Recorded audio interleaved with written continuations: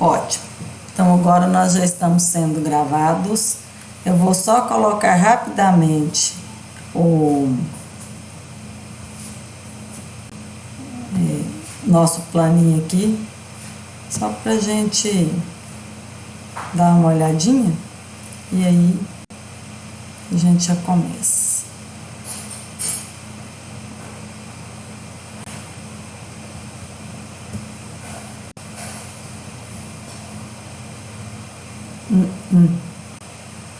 Eu nem deixei ele aberto aqui. Esqueci de abrir ele. Não tem problema não, depois a gente faz isso. Vamos começar a trabalhar mesmo. Eu fechei, tava olhando uma coisa lá, fechei e depois eu me esqueci.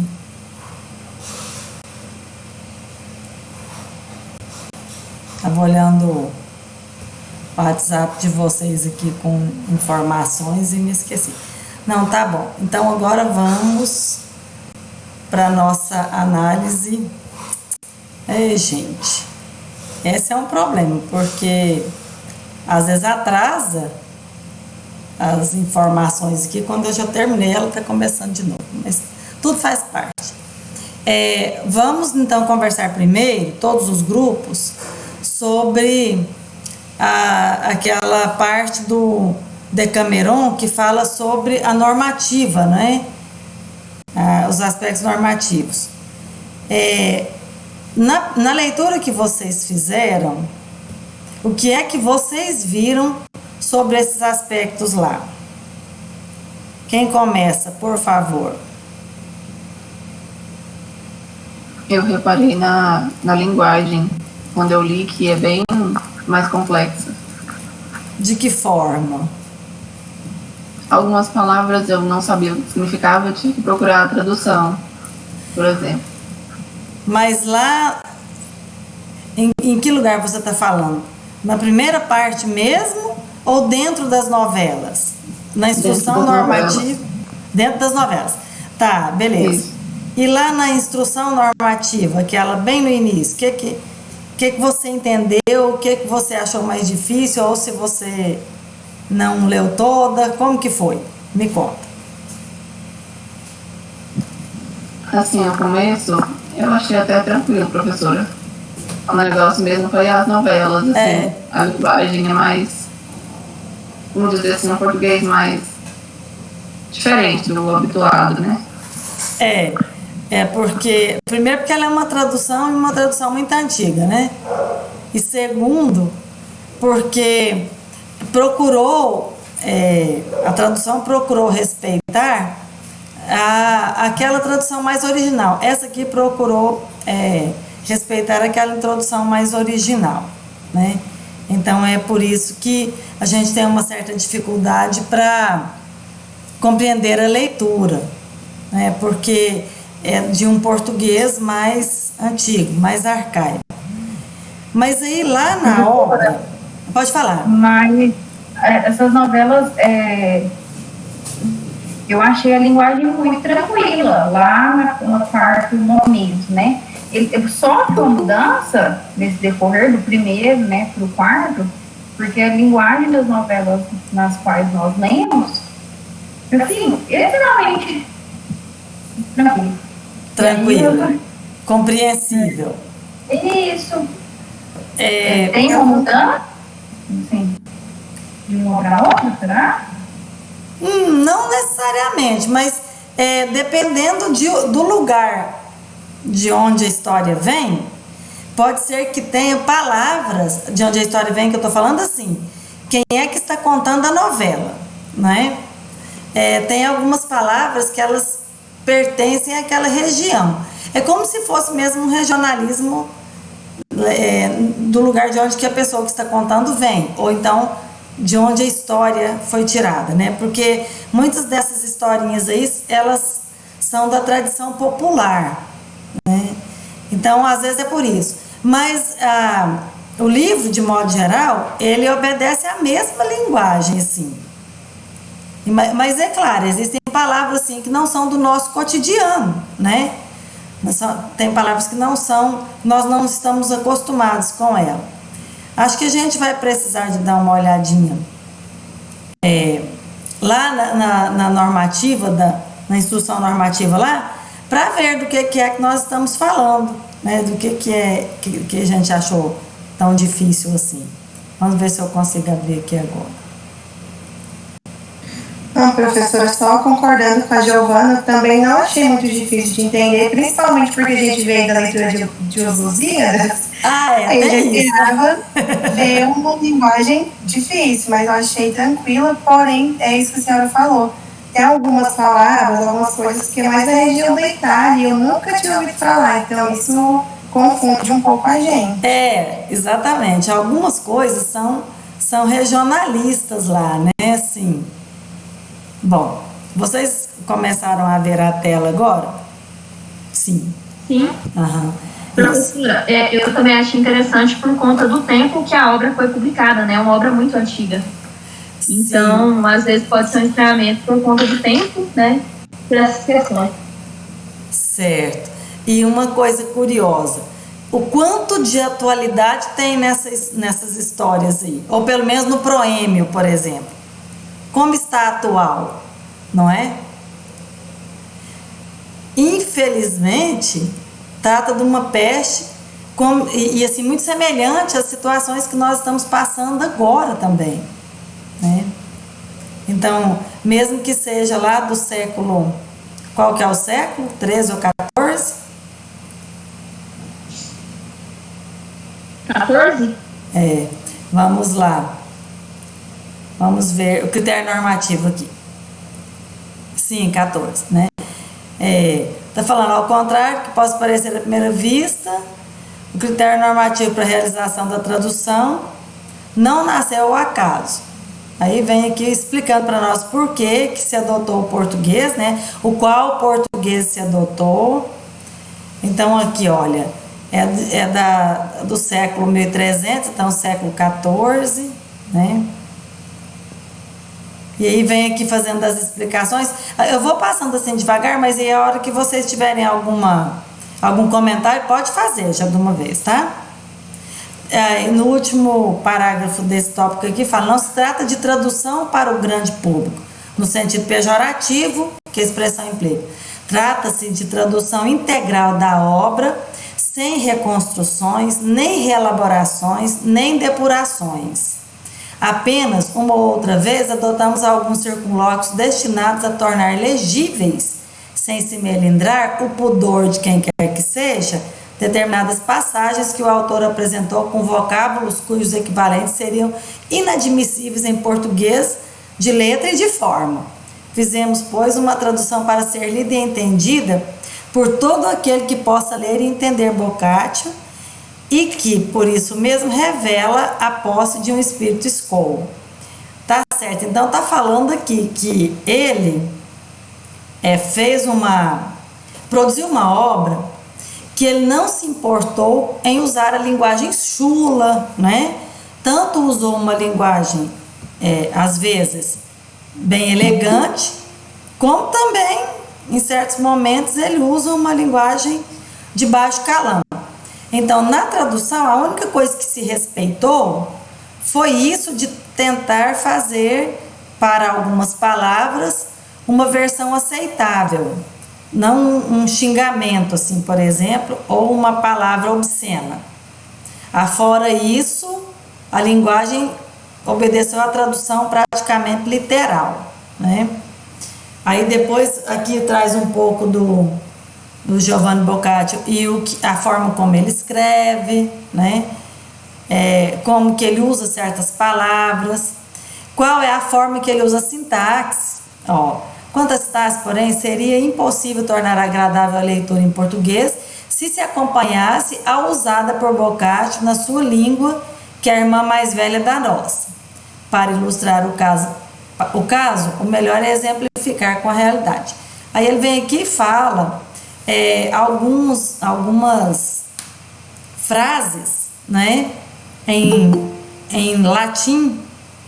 Na verdade não é o italiano de agora, mas em latim, e depois coloca em português para mostrar para a gente como que foi feita a versão.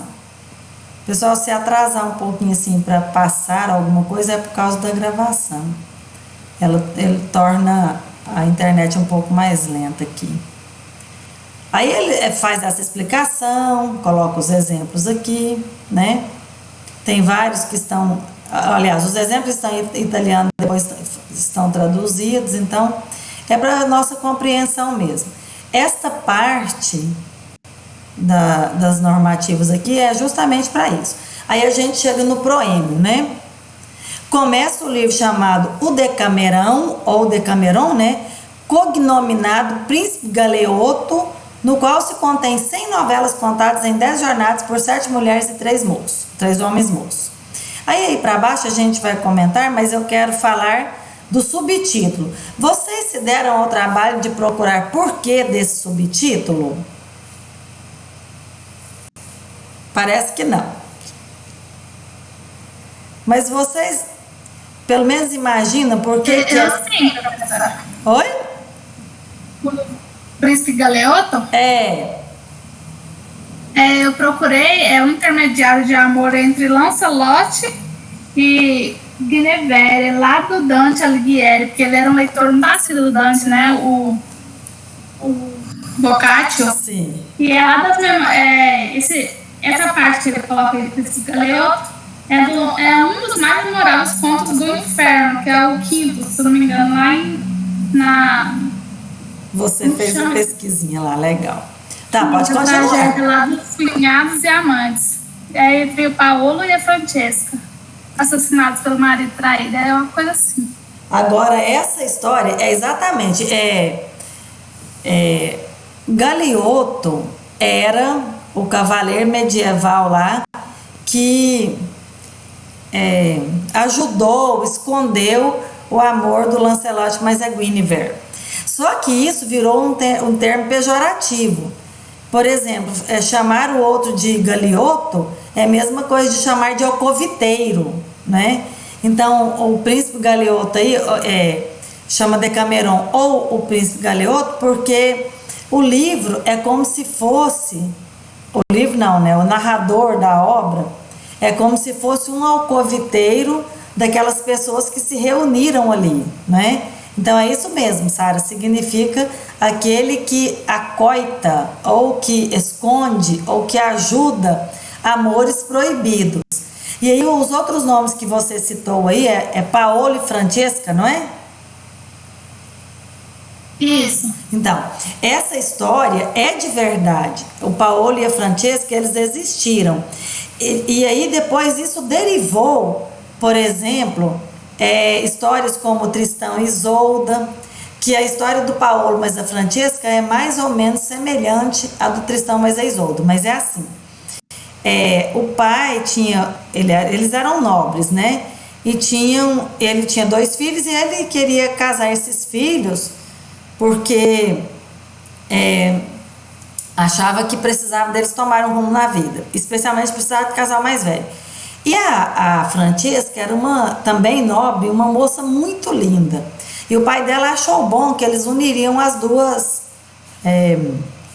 fortunas. Eles eram da nobreza, né?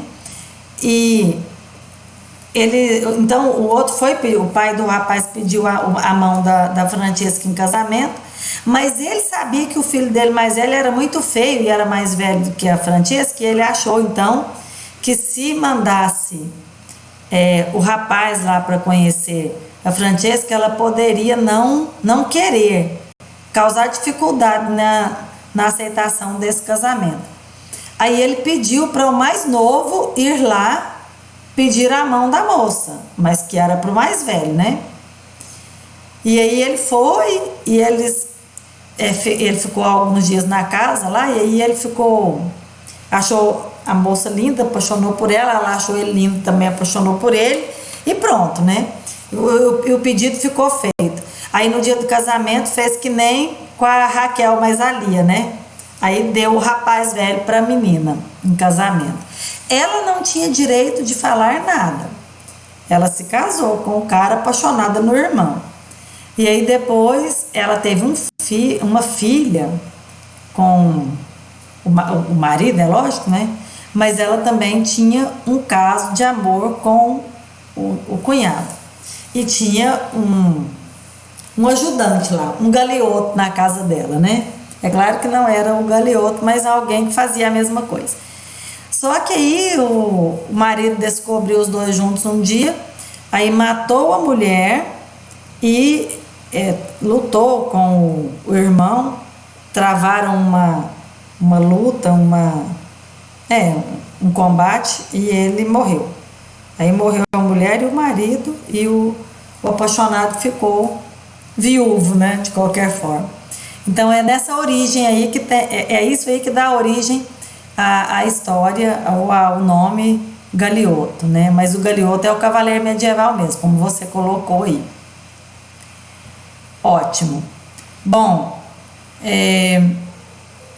sobre o proêmio ainda, vamos lá. Eu vou falar... Professora? Sim, pode falar, Matheus. Esse proêmio é meio que, assim, pelo menos eu entendi, ao menos no final dele, parece ser meio que uma dedicatória, porque ele fala, né, as mulheres que vão ler. Eu entendi assim, eu posso estar errado também. Não está não. É claro que ele explica um pouco do porquê escreveu, mas assim, parece que ao menos no final é uma dedicatória do texto. Ele é muito explicativo, e aí ele vai ter a participação das meninas também, não é?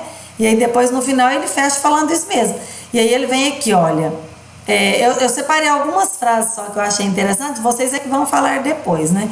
Ele vai fazendo umas considerações filosóficas, e aí olha o que ele coloca. Das mulheres que são mais envergonhadas. As labaredas escondidas têm mais vigor do que as ostentadas, e disto sabem os que já as provaram. Falando como são as mulheres, né? Como que tem as mais saidinhas, tem as menos. E aí depois ele vai explicando, né, sobre as novelas, sobre como que será montado. Aí aqui, o que escrevo são coisas contadas em 10 dias por um grupo honrado de 7 mulheres e 3 moços. E eu vou colocar só essas partes assim, mais rápidas, e depois vocês vão explicando à medida que vocês forem apresentando. Aquela ali é uma nota explicativa também. E aí depois aqui já começa a parte interna, né? Depois disso aqui já vem o governo da Pampinéia, que é a primeira novela. Então eu vou retirar isso daqui. E assim, como eu disse, das notas explicativas é aquilo, e do proêmio é a explicação do início, né, de como o livro foi construído. Aí cada grupo deve ter alguma curiosidade, que hoje já citou, então ainda vai citar, e aí, à medida que vocês forem apresentando, o que um grupo citou, você deixa e cita outra curiosidade que você percebeu lá e que não foi citada. Então agora nós vamos passar a palavra para o primeiro grupo, que é o grupo da Pampinéia. E o grupo é o Matheus, a Natália e a Caroline. Natália Faria.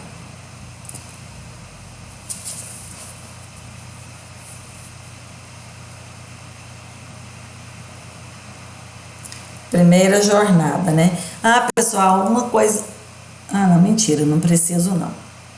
Eu ia falar que eu preciso deixar o microfone aberto, mas não preciso não. Boa noite, então. O nosso grupo vai apresentar a primeira jornada de Decameron. Pode passar, Matheus. Então, meu grupo é composto por mim, Natália, o Matheus e a Caroline.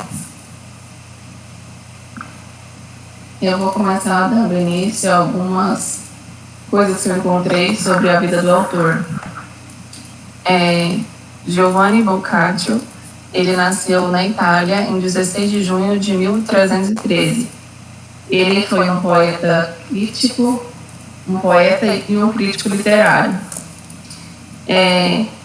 Com a obra Decameron, ele se tornou...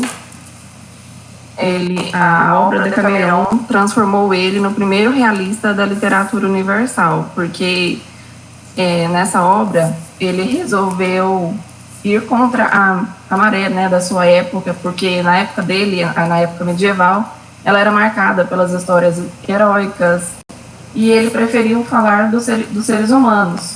Então ele preferiu focar nas questões do antropocentrismo. E por isso ele conseguiu ultrapassar séculos sem perder a relevância. Ele também era um cristão, mas ele criticava os sacerdotes que pregavam a pobreza e a castidade. Ele também faleceu em 21 de dezembro de 1335. Aqui alguém tem algum comentário a fazer?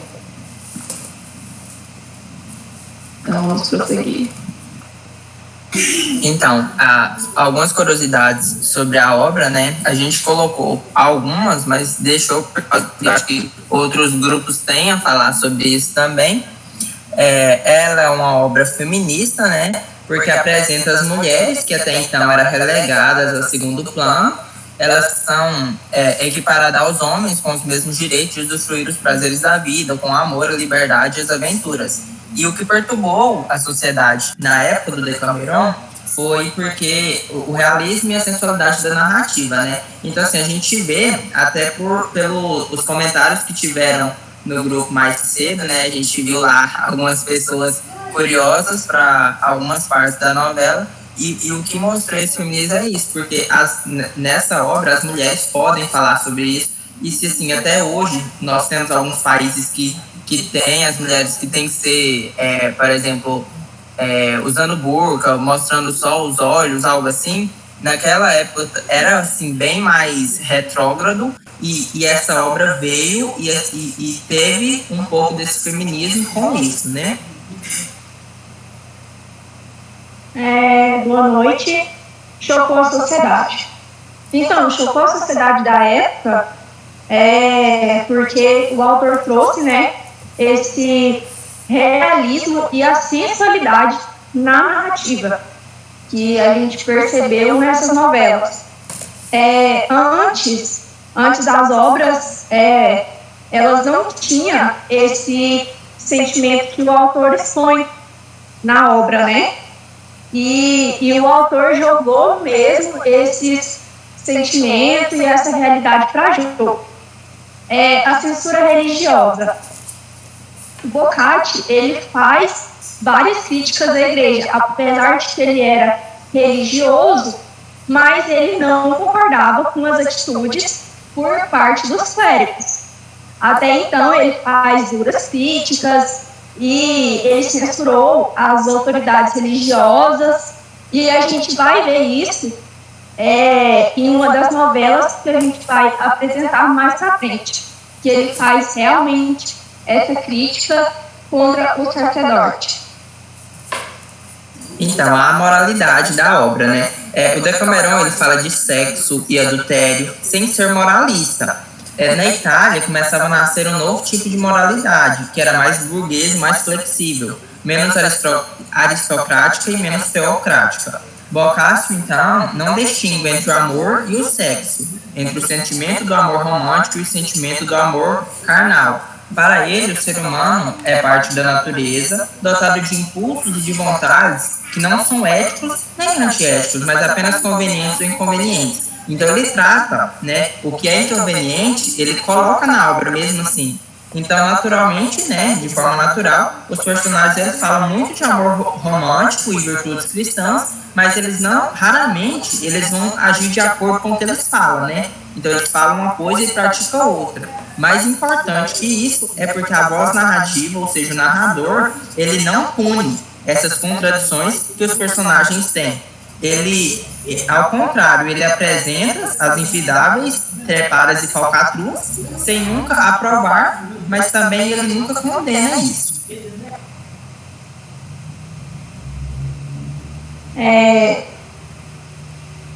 Pode falar,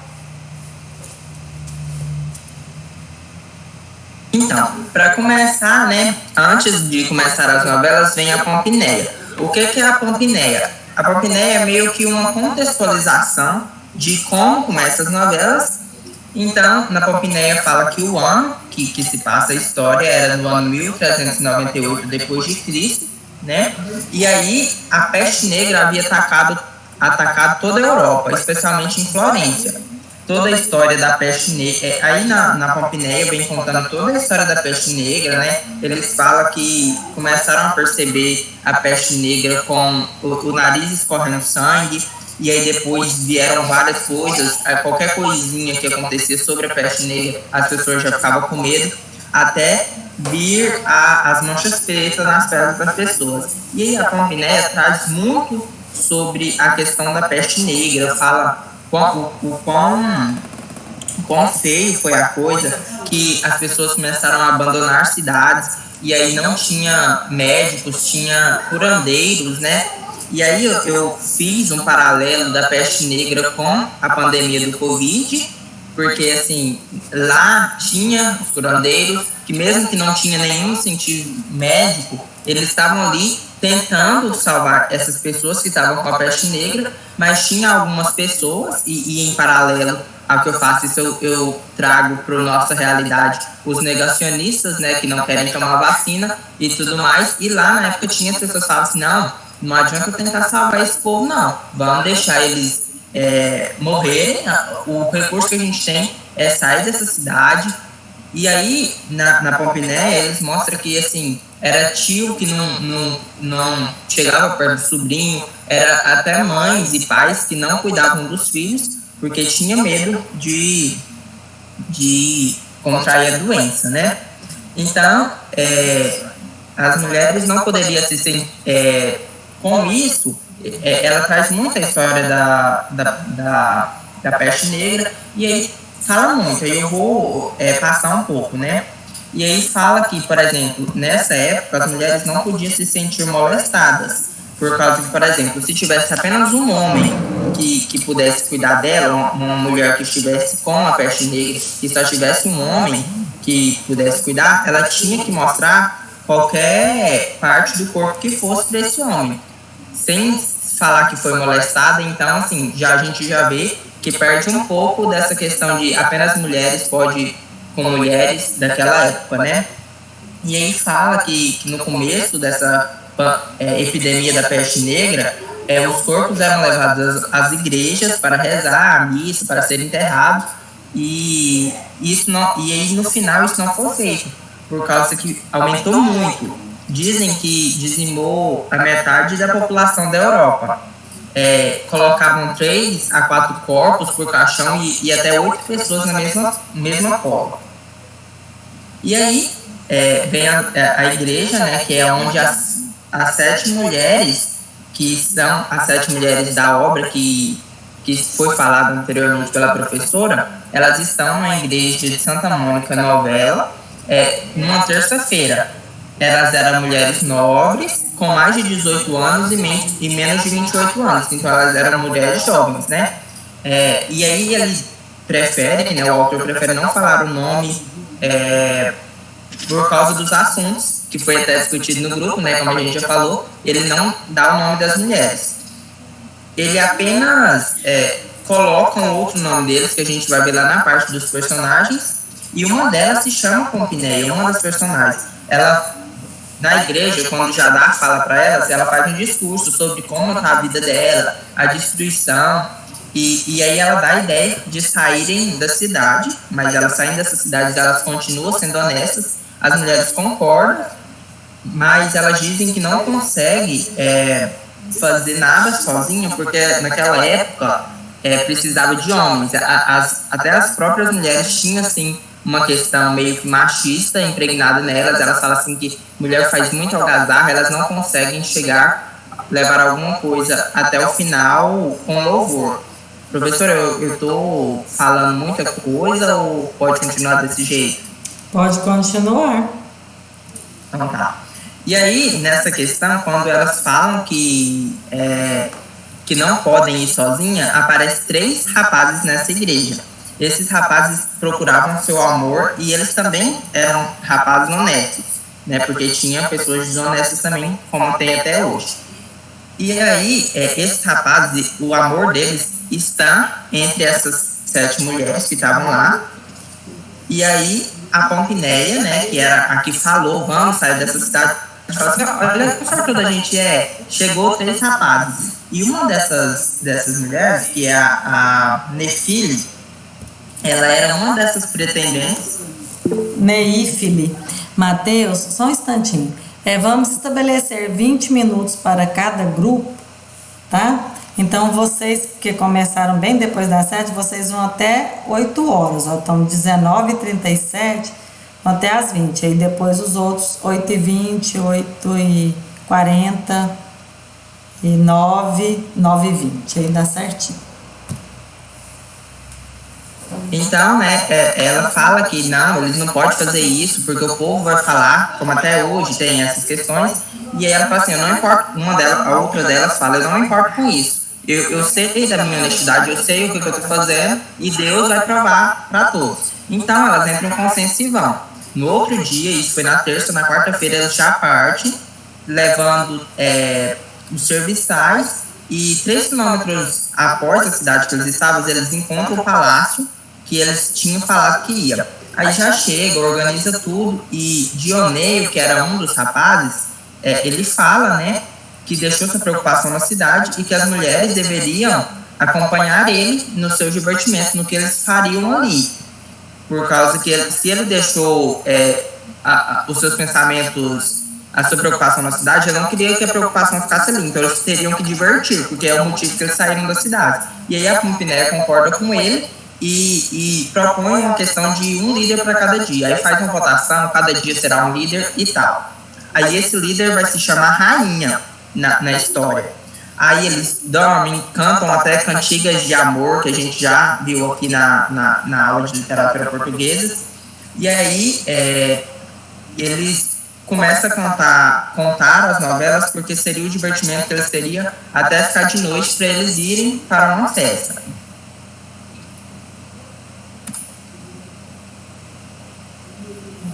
Agora vamos ver sobre as 10 novelas, que como o Mateus disse antes, né, que elas foram contadas durante a epidemia de peste negra por 10 jovens.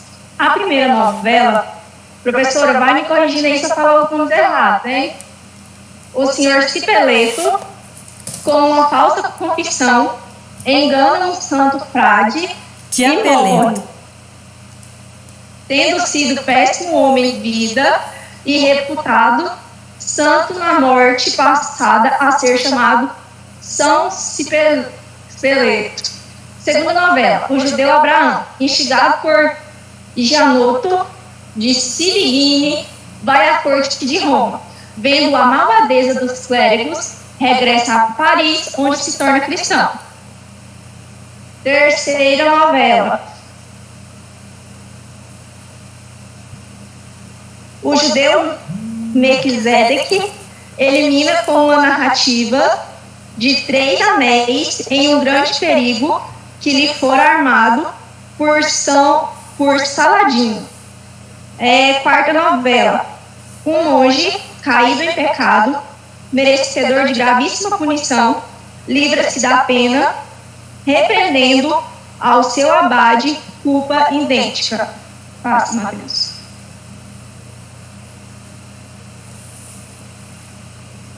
Aí a quinta novela, a Marquesa de Monferrato, com um banquete de galinhas e com algumas palavrinhas amáveis, reprime o amor louco do rei da França.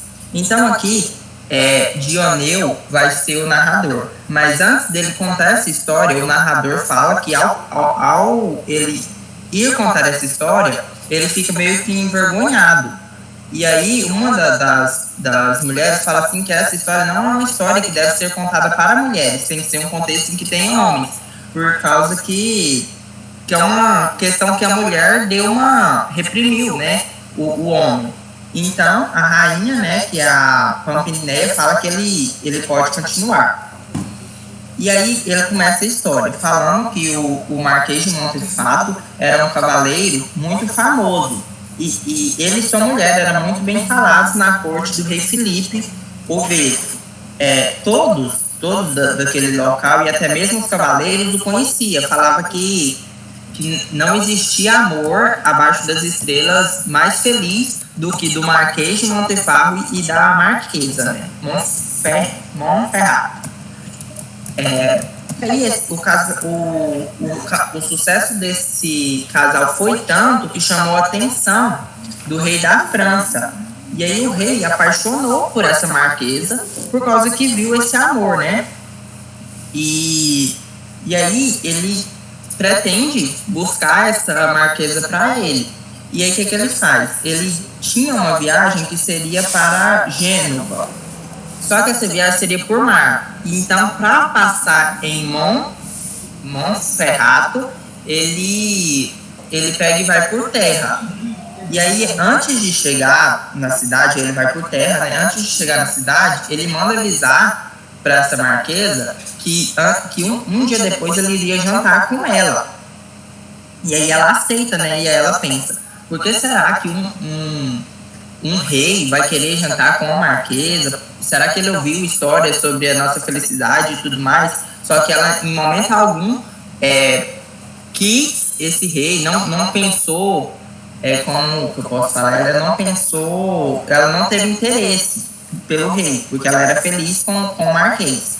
Então, ela aceita e aí reuniu todos e mandou juntarem apenas as galinhas e falou para os cozinheiros, vocês fazem um banquete, todos os pratos têm que ser só com galinhas, porque ela era muito esperta.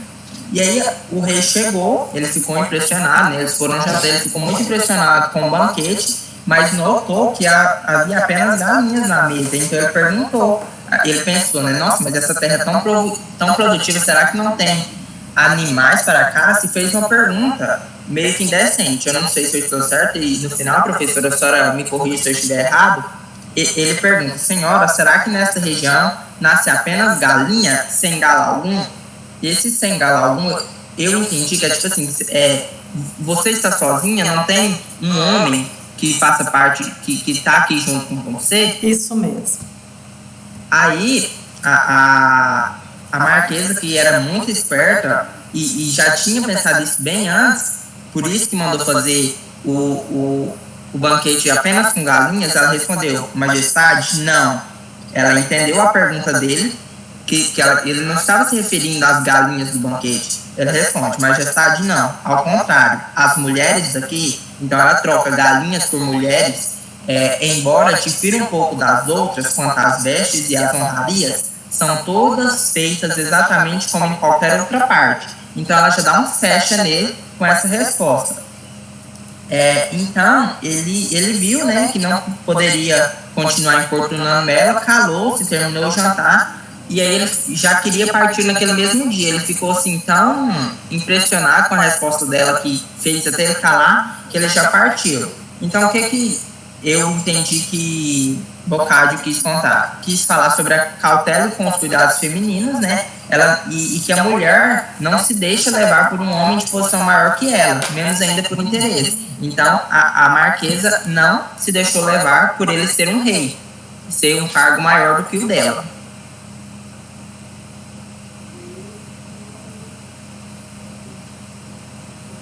Sexta novela. Um homem digno confunde com uma boa resposta a perversa hipocrisia dos religiosos. Quem narra essa história, quem conta, né, Emília. Ela começa contando essa história com a ordem da rainha, e aí ela vai contar a história de um frade que era ganancioso, que é igual a gente tinha falado lá no início, que o autor, ele fala mal da igreja, critica a igreja e tal. E aí, esse inquisidor de heréticas e infâmias que a Emília fala, ela chega, né, e vai falar que ele se esforçou para demonstrar sua fé, mas o que ele queria mesmo era dinheiro, tipo, ele tentou passar uma imagem de bom homem, de religioso, mas ali todo mundo percebeu que ele só queria prata, ouro, né? E aí, esse frade, ele ficou sabendo que tinha um homem lá perto aonde ele estava, aonde ele vivia, que tinha muito dinheiro e que era um homem simples. E aí, esse homem simples disse a seguinte, eu tô falando no homem simples, pessoal, porque lá na novela não tem um nome para defini-lo. E lá só se trata o homem, então por isso que eu estou falando do homem. E aí ele diz a seguinte frase: esse vinho está tão bom, que até Cristo beberia. E aí, quando o homem disse isso, por ele estar bêbado, por ele estar feliz e por ser uma pessoa tão simples, quando ele disse isso, acabou caindo no ouvido do inquisidor. Esse inquisidor era o frade. Ele é tratado pelos dois nomes na obra. E aí, o frade chamou esse homem para interrogá-lo e viu que poderia pegar sua prata, seu ouro, seu dinheiro, enfim. E aí o homem, como era muito simples, uma pessoa muito boa, confessou que ele tinha falado que o vinho era tão bom quanto Deus, né? E aí o inquisidor fez um castigo, falou que ele ia ter que ir nas missas todas as manhãs. E isso foi uma penitência, castigo. E aí ele foi, até que um certo dia o frade perguntou, né, o que ele estava achando das missas e tal. E aí ele falou, ele criticou ele pelas avarizas que a igreja fazia. Tipo, eles ganhavam muito dinheiro e fazia pouca caridade. E ele até usa lá no texto que essa caridade é uma hipocrisia. E aí tem a ver até com o título, né? E aí o frade fica novamente bravo, mas aí ele prefere parar com aquela penitência que o homem estava fazendo.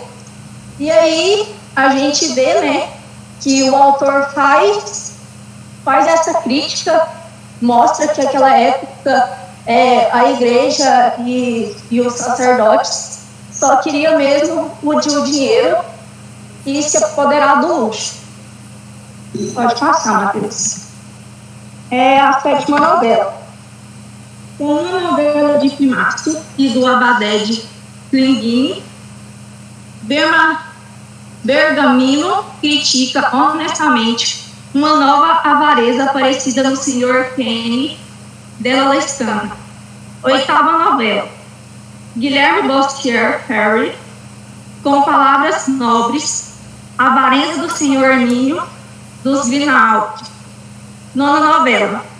O rei de Chipre, ao ver-se melindrado por uma mulher de Gasconha, torna-se de mal que era em homem de real valor.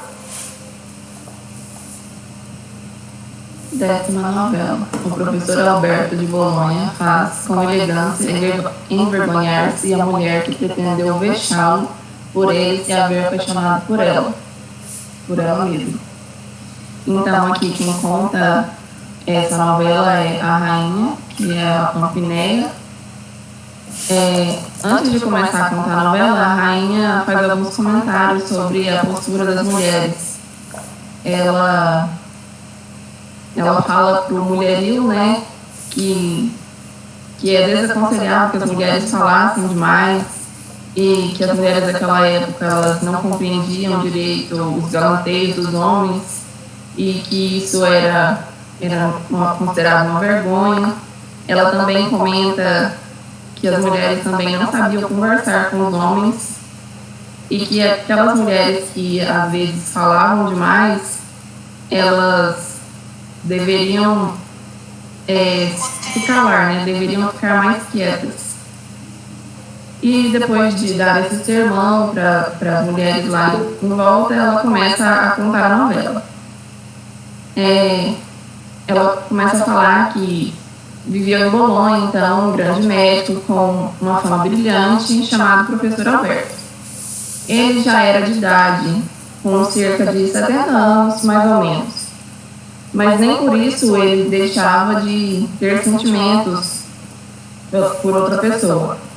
E em uma festa que esse professor foi, ele viu uma linda mulher, uma viúva, chamada Margarida dos Lilioélio, e ele se apaixonou por ela. E por isso ele começou a frequentar os mesmos lugares que ela, passava na frente da casa dela para poder vê-la. E ela percebeu, ela e suas amigas perceberam e começaram a zombar dele, né? A rir por ele ser velho e estar apaixonado por ela. E em um feriado, as mulheres estavam sentadas na porta da casa da viúva e resolveram tirar uma onda, né, com o professor. E assim elas fizeram. Perguntaram como ele poderia estar apaixonado por aquela mulher, mesmo sabendo que ela era amada por muitos outros moços bem mais novos do que ele. E então ele responde educadamente que amava ela porque ela merecia, e isso não devia causar nenhum espanto. E quanto a ele ser velho, ele faz uma comparação para se sobressair. É mais ou menos assim. Ele comenta sobre um alho que elas comiam que não servia para nada, né? As mulheres tinham esse hábito naquela época. E era um alho silvestre. E eles eram ruins, ele era ruim ao gosto e não servia para nada. Então ele fala: como posso eu saber, minha senhora, se ao escolher seus namorados, a senhora não faz o mesmo que faz com o alho silvestre? E então aqui a viúva, ela ficou envergonhada e pediu desculpas, pelo que eu entendi, para o professor, e passou a permitir que ele a galanteasse, a elogiasse. E então aqui o autor ele faz uma menção de, assim, se você quer envergonhar uma pessoa, você vai acabar sendo envergonhado, alguma coisa assim. O Gabriel havia levantado a mão fazer uma pergunta, Gabriel. A gente não parou no momento porque a gente está com um tempo meio escasso. A Pompineia demorou muito tempo. É verdade. Gabriel?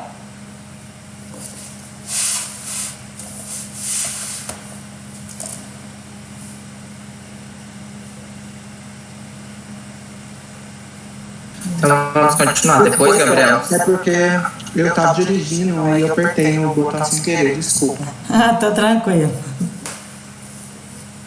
Então, a gente vai falar agora um pouquinho sobre a estrutura das novelas, da quinta, da sexta e da décima, porque foi a que a gente tratou.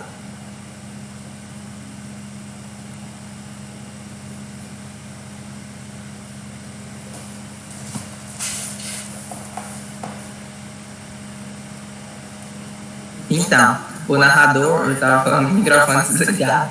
Então, o narrador das ambas as novelas é narrador observador e narrador personagem. Por quê? Tem os dois tipos de narrador. Como eu falei lá, tem o narrador que está contando o que está se passando ali no palácio, em que estavam os 10 personagens principais, os 3 homens e as 7 mulheres. E tem o narrador personagem, que é quem está contando a história. Por exemplo, na minha história era o Dioneio que estava contando a história da Marquesa e do rei da França. E tinha o narrador que estava contando a história da rainha e do Dioneio, por exemplo. E em todas as novelas isso se repete, obviamente, com narradores personagens diferentes. Os personagens. Na Pompineia são 4 tipos de personagens. As mulheres, que agora a gente vê o nome que o autor colocou para elas, que era Pompineia, que era a mais velha, Fiametta, Filomena, Emília, Laurinha, Neifile e Elisa. É Neífile, lá tá sem o acento, mas o nome é Neífile no original. Certo, professora, desculpa. Os homens é Pânfilo, Filóstrato e Dioneio. Os domésticos, que são os meio que os serviçais dos homens, Parmeno, Cirisco e Tíndaro. Eles acompanharam, né, os 10 personagens principais quando eles saíram da cidade. E as aias são os domésticos das mulheres. Eu não entendi o porquê que separa, mas eles colocaram assim: é a Mícia, a Lícisca, a Químera e a Estratilha. Na quinta novela, temos a Marquesa de Monferrato e o Marquês, né, de Monferrato, o Rei da França, Dioneio, que é parte dos homens, a Rainha, que no caso é a Pompinéia, e a Fiametta. Por que a Rainha é a Pompinéia? Porque a Pompinéia foi a quem deu a ideia da líder, e aí ela foi a primeira líder.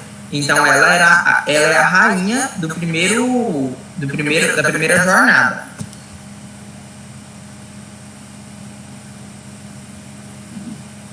Carol? Na sexta novela, temos o Frade, que era o inquisidor, a rainha e o homem simples, que eu havia falado para vocês, que na novela não tem um nome para ele específico. Na 10ª novela temos a rainha, que é a Pompinéia, o professor Alberto e a senhora Margarida dos Liloeli, que é a viúva.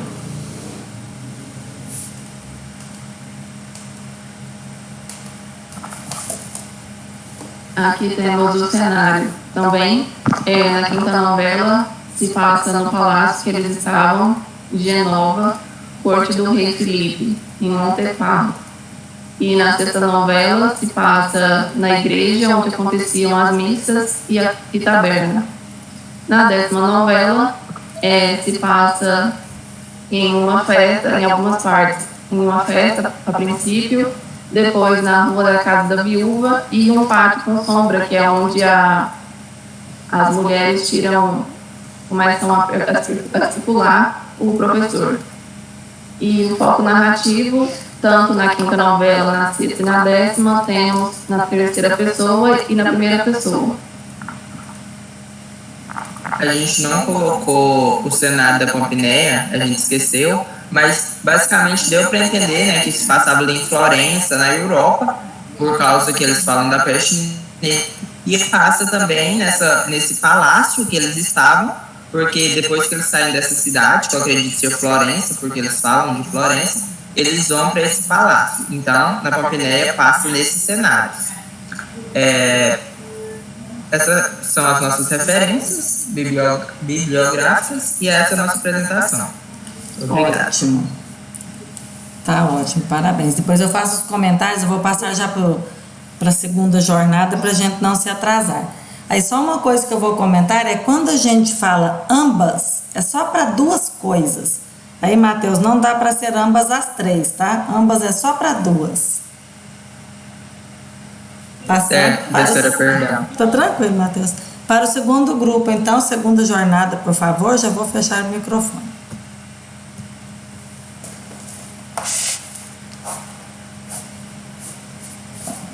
Já está aparecendo aí para vocês?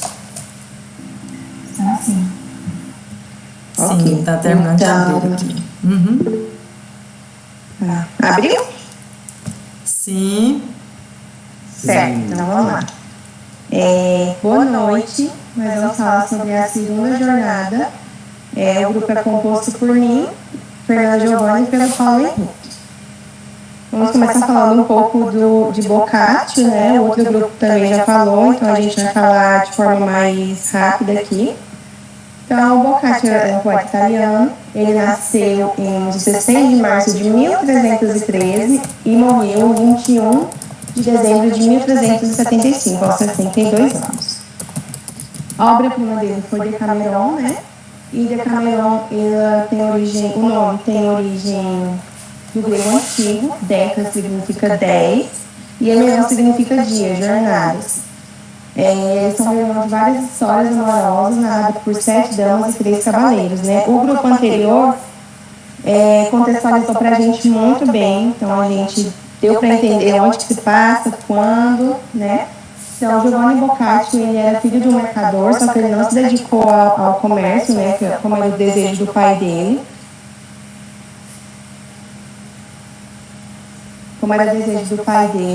E aí ele preferiu ficar com o talento literário, que se manifestou desde muito cedo, né?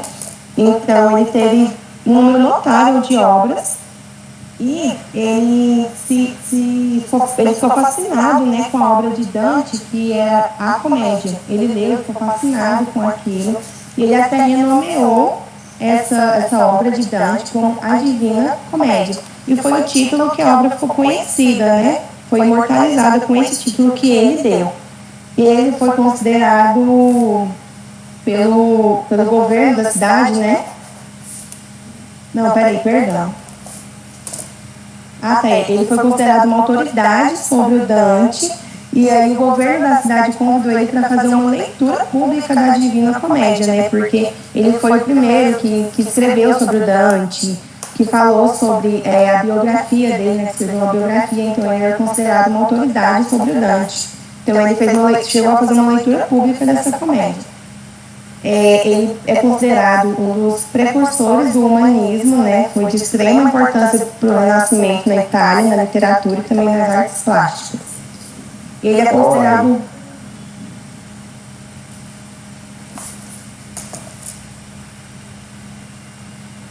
considerado um dos maiores contadores de histórias do século XIV, né? E além de escritor e poeta, ele também atuou como diplomata.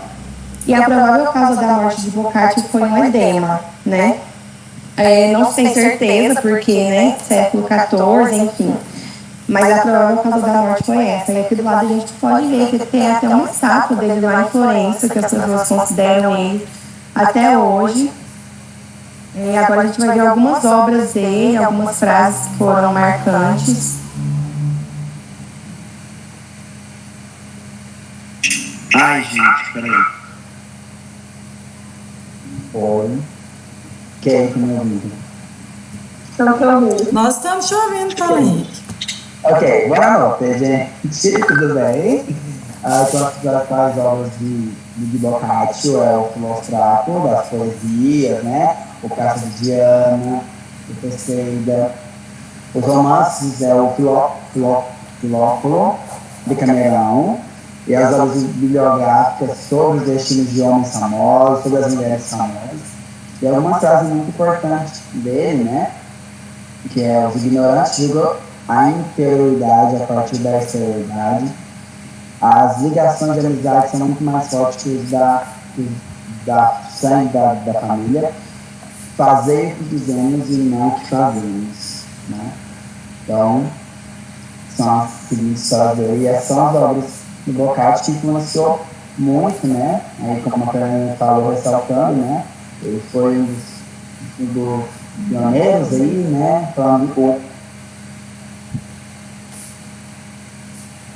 da realidade, né? Então, umas frases que ele também falou.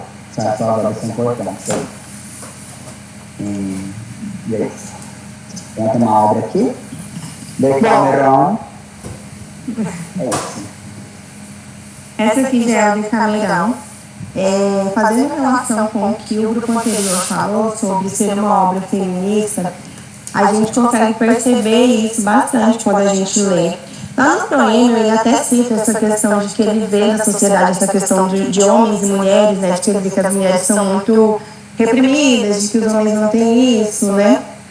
Ele até cita que ia escrever essas novelas para tentar corrigir isso, segundo ele. Quando a gente lê as histórias, a gente percebe que a mulher, ela sempre vem para salvar o homem, ela sempre que toma a atitude das coisas. Porque o homem é o personagem principal da história, mas ele vem assim, para se dar mal mesmo nas histórias. A gente vê, ele é roubado, ele é quase morto, ele é pobre e fica rico. São sempre essas situações em que eles são postos. E na maioria das histórias em que aparecem mulheres, são elas que chegam e acabam salvando eles, que fazem com que eles tenham um final feliz, né? Porque todas as histórias, pelo menos na segunda jornada, todas têm um final feliz. E a maioria delas são das mulheres que salvaram os homens, digamos assim, e eles conseguiram sair vivos ou ricos novamente. E também tem a questão de que elas sempre tomam a iniciativa. Mais cedo, o Paulo tinha comentado da questão sexual do livro, e pelo jeito não em todas as jornadas, né? Só em algumas. Na nossa veio essa questão, mas em algumas novelas sim, em outras não. Nas que tem, só para deixar claro para quem ficou curioso, gente, não é nada explícito, tá bom? Não é nada demais, assim. Mas a gente entende o que ele quer dizer. E é sempre a mulher que toma a iniciativa, é sempre ela que acha o cara bonito e olha ele de forma diferente. Então ele fala dessa forma lá, ele fala que porque ela gostou dele, começou a olhar ele de forma diferente, ele percebeu, os dois começaram a se beijar muito calorosamente, foram pro quarto. Ele descreve isso, entendeu? Então tem essa parte sensual mesmo do Decameron. E tem essa questão da mulher mesmo, do feminismo que o grupo anterior citou, que a gente pode perceber quando a gente lê as novelas, a gente percebe isso bem claro. Aí que nós temos a primeira novela, nós vamos falar sobre cada novela agora, né? A primeira novela. Fingindo-se aleijado, Martelino comporta-se como uma pessoa que se cura por intervenção de Santo Amigo. Depois, descoberta a burla, Martelino é culpado e entra, em certa altura, em perigo de ser dependurado a uma corda pelo pescoço. Por fim, salva-se. Na segunda novela, Rinaldo Dalci é roubado, aparece em Castel Guglielmo, onde é hospedado por uma viúva, que sacido dos seus prejuízos, regressa são e salvo à própria casa. Que a gente já pode ver o que eu falei, né? Ele é hospedado por uma viúva, então a mulher aparece aqui já na história. E é isso mesmo, né, que você disse. Eu percebi, né, que justamente a história que eu vou falar, ela é muito livre, né? A mulher, né, faz o que quiser, sabe? Ela não se importou pelo que ela não pensou no julgamento, ela só conferiu ali, eu posso, vou me satisfazer, vou, e foi de uma vez. Ela tive uma liberdade mesmo, realmente. Aí aqui, a terceira novela. 3 moços empobrecem por despenderem mal seus haveres. Um sobrinho deles, fazendo-se acompanhar por um abade, regressa à sua casa, levado pelo desespero, e verifica que esse abade era, sob disfarce, a filha do rei da Inglaterra, a qual se casa com ele e paga os prejuízos sofridos pelos tios, devolvendo-os a uma situação econômica muito boa. Quarta novela, depois de conhecer-se, e Landouturou torna-se o casário, capturado pela genoveses, foge para o mar, salva-se em cima de uma caixa repleta de joias caríssimas. Em Capu, é salvo uma mulher e regressa para a própria casa novamente, fica, ou seja, o homem ferrado e a mulher ali para ajudar, né? A quinta novela. Andreucci de Perúcia, em Anápolis, a fim de comprar cavalos, é surpreendido numa noite por 3 graves acidentes, escapando com vida de todos. Regressa à própria casa com o Rubi.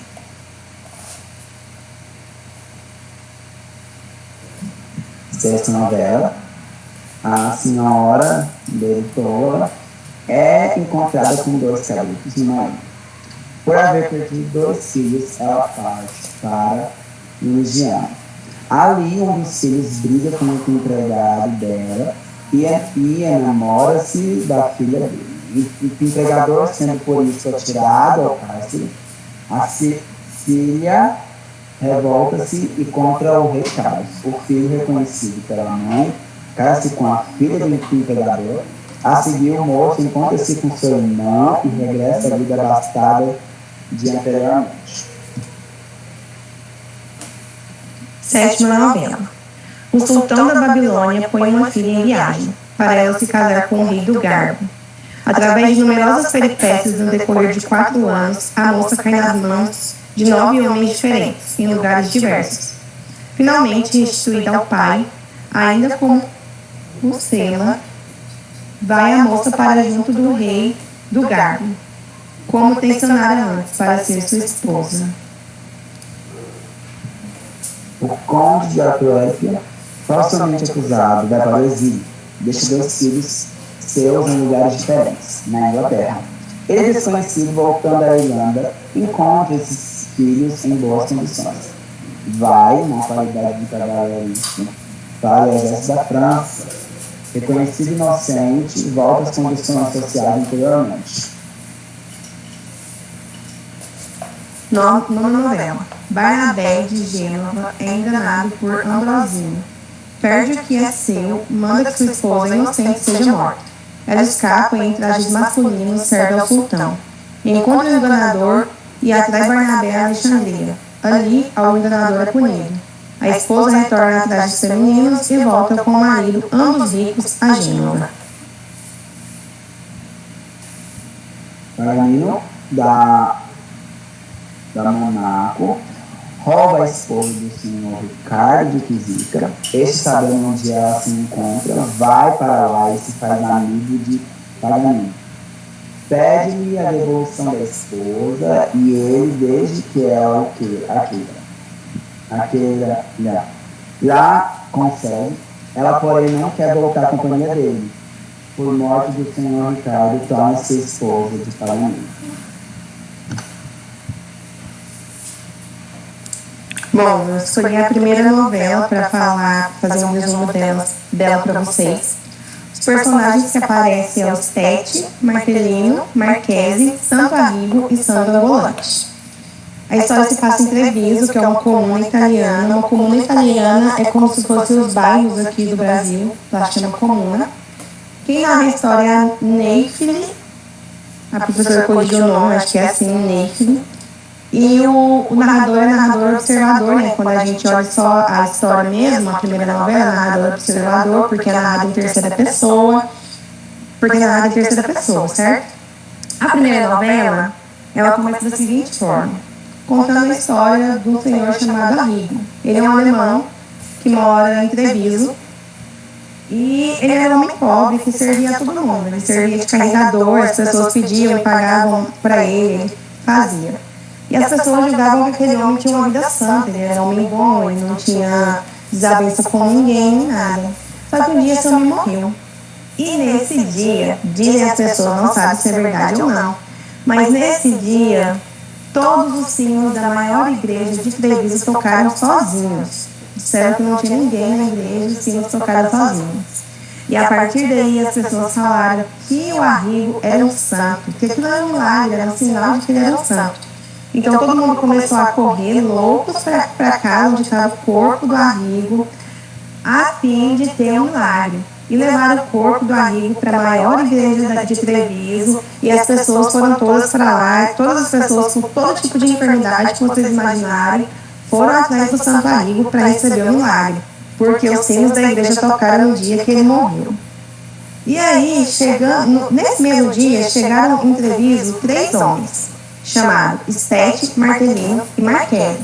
Eles estavam visitando as cortes dos senhores, eles eram imitadores, né? Eles imitavam qualquer pessoa, qualquer homem que eles quisessem imitar, eles imitavam. E aí eles ficaram curiosos, o que está acontecendo aqui nessa cidade, porque está todo mundo tão desesperado, né, para um lugar. E eles descobriram que se tratava de que era um santo na cidade. E eles queriam ver de perto esse santo. Só que tinha gente para todo lado, tinha soldados armados para evitar confusão, então estava impossível chegar até lá. Até que Martellino teve a brilhante ideia de se fingir de aleijado para poder chegar até o santo. Então ele falou, vou me fingir de aleijado, vocês, Tete, fica de um lado, Marchese do outro e me carrega até lá na frente. Pede licença pro povo, fala que a gente está atrás de um milagre, que eles vão dar licença, ninguém vai negar. E assim eles fizeram. Foram pedir licença para todo mundo, ninguém negou, ficaram com dó do Martellino, né? Ele imitava tão bem, ele imitou tão bem a pessoa aleijada, que as pessoas ficaram até com dó, ele foi reconhecível. Chegando lá na frente, eles conseguiram chegar até o santo, colocaram o Martellino em cima do corpo do Santo Arrigo, e passou um tempinho e ele começou a fingir que estava se curando. Então mexeu aos poucos os dedos, os pés, até que ele ficou totalmente em pé, e as pessoas viram aquilo como um milagre do santo. E gritaram e ficaram felizes, só que o que ele não contava é que ia ter um homem no meio daquela multidão que conhecia ele. Então esse homem começou a rir e falou, esse homem não é aleijado coisa nenhuma. Ele anda normal igual todo mundo aqui, sempre andou. E aí algumas pessoas escutaram e pediram para ele explicar melhor aquilo. Ele explicou de que ele era um imitador, de que ele estava mentindo. Nesse momento as pessoas tiraram o Martellino de lá de cima e começaram a bater nele, rasgaram a roupa dele, chutaram, dando murro. E os amigos dele, Sete Marquesi, tiveram a ideia de chegar em alguns guardas e falar que tinham sido roubados, que um homem roubou eles lá, e os guardas chegaram para pegar esse homem e viram o Marcelino apanhando e julgaram que fosse ele o homem que tivesse roubado. Então tiraram ele de lá, beleza, tirou ele de uma emboscada, quase morreu, mas não morreu. Aí foi pro juiz. O juiz não estava acreditando no Marcelino dizendo que ele não tinha roubado ninguém, que ele tinha chegado na cidade naquele dia, que não era verdade. As pessoas começaram a inventar que tinham sido roubadas por ele. O juiz não acreditou nele, torturou ele e já queria mandar ele para a forca. O Marquesi e o Sete foram até o dono da hospedaria, que eles se hospedaram na cidade, pediram ajuda, contaram a história. O dono da hospedaria riu, achou muito engraçado e levou eles até o Sandro Volante, que ele tinha muito prestígio na cidade e era muito amigo do senhor da cidade, né, que era quem comandava lá e que estava até acima das leis. Então o Sandro Volante também achou muito engraçada a história que eles contaram, foi até o senhor da cidade, contou tudo e pediu para que liberassem o Marcelino lá da forca. E conseguiu. Liberaram o Marcelino, o senhor da cidade chamou os três para conversar, o Marcelino contou tudo o que aconteceu, ele riu horrores, achou muito engraçado e falou que eles não precisariam ficar preocupados, que eles poderiam sair da cidade tranquilamente, sair em segurança. Depois eles nunca mais voltaram para lá, né? E a história acaba assim, ele escapou de 2 quase mortes, mas conseguiu ir embora.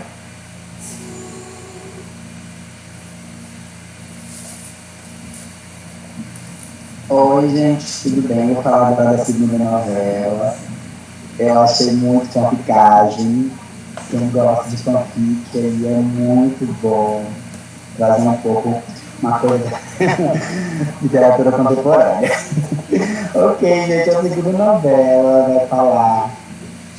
Vou falar aqui um pouco dos personagens, vou logo narrando a história, e aí vocês vão vendo e prestem atenção no conflito, vai ser muito bom. Pegam, fica tensa e vamos lá.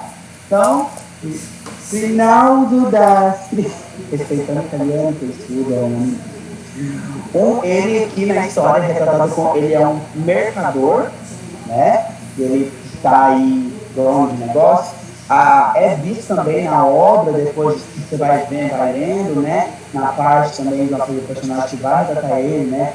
Como estatura alta, uma coisa agradável, né? Aqui seja a pessoa fisionomia, seja de maneiras finas e que cativando, que o ar geral era todo de uma meia-idade, porém um pouco jovem, entendeu?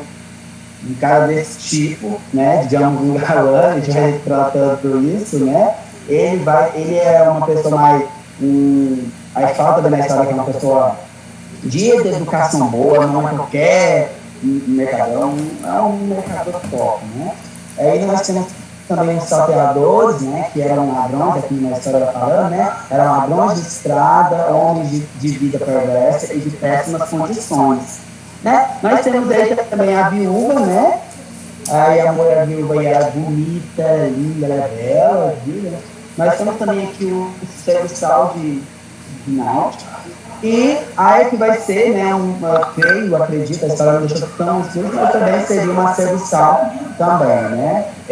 Peraí, gente, me sinto um pouco.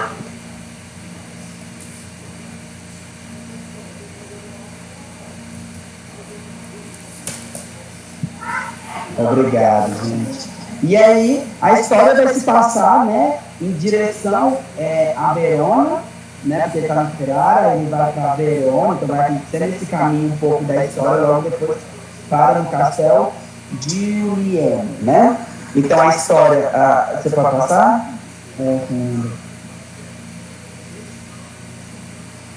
Pode passar. A história, né, o formato de um narrador observador, vai ser narrada, a história vai ser narrada pelo filósofo, né, que ele vai começar a narrar a história, e eu vou contar um pouco dessa história, tudo bem? Vou mostrar os personagens para o povo aqui ficar um pouco ligado. Ok? Então, o Rinaldo Daltri, ele está indo, né, ele é um homem de negócios, né, então ele foi resolver um negócio lá em Bolonha, né, e ele acaba solucionando esse assunto, ele acaba voltando, né, regressando à sua casa, então ele estava indo, né, cavalgando, né, até Verona, né, E aí ele encontra, né, com os salteadores, né? Na cabeça dele, amigos, friends, companheiros de viagem, né? Então ele começou andando e conversando, né? Então um desses salteadores até começou a conversar com ele, andando, né? E conversou, né, falou sobre a fé dele, que tipo de oração você faz, e aí Rinaldo já fala, nossa, eu não estou tão assim, não estou muito de oração, estou muito, como eu vou dizer, eu estou um pouco leigo, né? E aí ele vai falando que ele é um pouco leigo, ele só ora a Deus assim de manhã né, mas ele é devoto assim, ora muito ao São Juliano, né? Então aqui ele vai falar muito de São Juliano, falar muito da importância dele na vida dele, vai falar a fé dele grande nesse São Juliano, ok, gente? Então ele vai falando sobre isso, né? E aí chegando, né, lá perto do castelo de Guglielmo, né? Os três, né? Rouba ele, né? Que fala, né?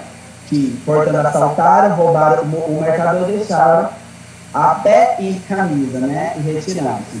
E aí, o serviçal dele, o servo dele, né? Que está com ele, não importa com ele, né? Aqui na história até fala como um indivíduo ruim que era, ao ver seu homem assaltado, nada fez como seu em seu favor, né? E felizmente, ele não fazendo nada, ao contrário, virando o cavalo que montaram e foi embora. Não importou com ele, né? Então ele ficou lá triste, né? O Rinaldo ele ficou triste, até chegar um momento que ele começou também ficou muito triste, até que ele viu também uma casa, não viu nada, não viu nenhum lugar, falou ter que achar um lugar, ele encontrou uma casa, né? Viu uma casa como pendurada nas muralhas do castelo, então aqui é o local, ele foi para esse local, e lá ele ficou triste, fazendo queixas, questionando, né? Esse santo dele, né? De, nossa, eu tô aqui, tô ruim, me assaltaram, tô sem nada, né? E aí a história vai colocar em outro local, né? Vai falar dessa viúva, né? Aí fala dela, e essa viúva, ela está no local, né? Nesse castelo, né? E ela é cortejada pelo Marquês Atso, né? Que é o Marquês da época, né? Então, ela está sendo, né, cortejada por ele, tanto que nesse dia que aconteceu esse episódio, né? Ela estava se preparando, né, o banho desse Marquês, estava preparando a comida. E aí só que acontece uma coisa para o nosso conflito. O Marquês não pôde dormir lá nesse mesmo dia. Ele estava lá fora, o Rinaldo estava fora, e ela estava lá dentro, preparando as coisas, e nesse dia chegou o servo de Marquês e falou, olha, ele não vai dormir aqui, não vai passar noite aqui, não vai estar aqui. E ela ficou, né, um pouco triste, né? Ficou um pouco triste, então o que ela fez? Ela ficou sabendo o que fazer, né? Ela foi entrar no banho que ela tinha preparado para ele. Quando ela entrou no banho, ela viu um choro, ela viu um grito, um choro de alguém estava chorando, e ela perguntou, né? Falou, Aya, que é a serva dela, né? Vai lá ver o que é isso, o que está acontecendo, alguém chorando. E a Aya foi lá, ela se compadeceu, né? Ao vê-lo, né?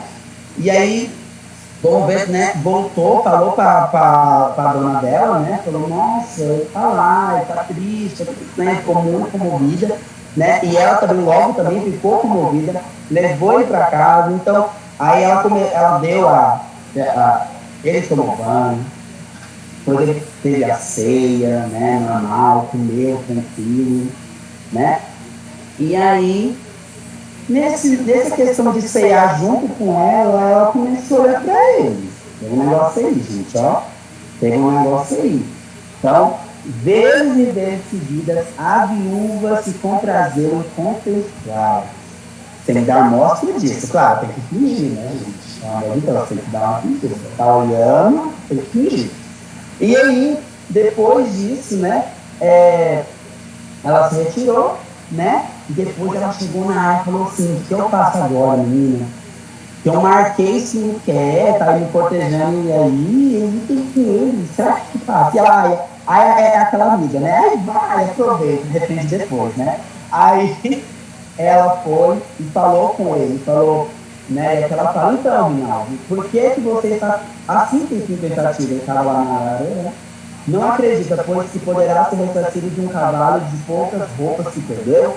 Tranquilize-se, mostre-se mais alegre. Você está como se fora em sua casa. Aliás, quero dizer-lhe que vendo com esses trajes que foram do meu falecido marido, você até passou a parecer-me ser ele em pessoa. Por isso, essa noite, já por mais de 100 vezes tive vontade de abraçá-lo, de beijá-lo. Está claro que se não temesse desagradá-lo, por certo, que já o teria feito. E aí, ele vendo que a Tibéria teve interesse, já ficou sem interesse e falou, mulher magnífica, pense que poderei sempre dizer que é por tua causa que me encontro ainda vivo, contemplo o estado de onde você me tirou e comparo com o estado em que você me pôs. E aí, falando assim, sendo delardas ao seu desejo satisfazido, abraço-me, beije-me, por quanto abraçarei e beijarei com grande e sincero entusiasmo. Ele ficou feliz, né? Viu que ela gostou, também gostou, obviamente, né? E aí tem esse momento, né? Depois dessa, não precisaram mais sofrer palavras, a mulher toda ardendo e amorosa, imediatamente se lançou aos braços, 1000 vezes o beijou, ansiosa, apertando com o peito. 1000 vezes ela foi por ele beijada com veemência. Saindo da sala lareira, os dois se dirigiram para o quarto de dormir. Não tardaram a se deitar, né? E muitas vezes as pessoas fizeram os respectivos desejos antes que o novo dia raiasse. Então, né, gente? Foi feito. Acordou, tudo certo. Ela deu roupa pra ele, deu dinheiro pra ele, falou, olha, menino, pode fazer isso, é sigilo, tá? Sigilo. E aí ele saiu, esperou, para um dia, foi pro castelo, pegou o cavalo do seu servo, saiu correndo. Conclusão da história, né, gente? Conclusão da fanfic ali, dessa aventura boa, né? Nessa altura, né, então aí os três foram milagrosamente, né, presos, né, e no dia seguinte seriam enforcados, né, e o Rinaldo estava com seu dinheiro e voltou com a sua casa. Voltou para a sua casa. Então, realmente, gente, assim a história se finalizou. E como mesmo, né, o filósofo falou, né, da história. Coisas católicas, desventuras e amor. Então, essa é a segunda novela aí, da segunda jornada, tá, gente? E o tempo de vocês acabou. Então é isso. E nosso trabalho também. Vamos lá. Tá bom. Então, esse é o último slide, né? Muito bom trabalho.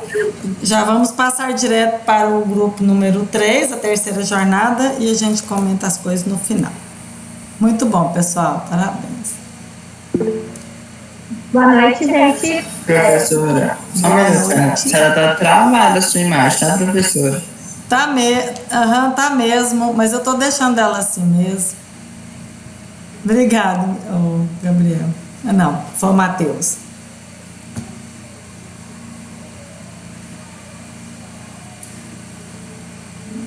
Boa noite a todos. Nós ficamos com a terceira jornada do Decamerão com a Neifili,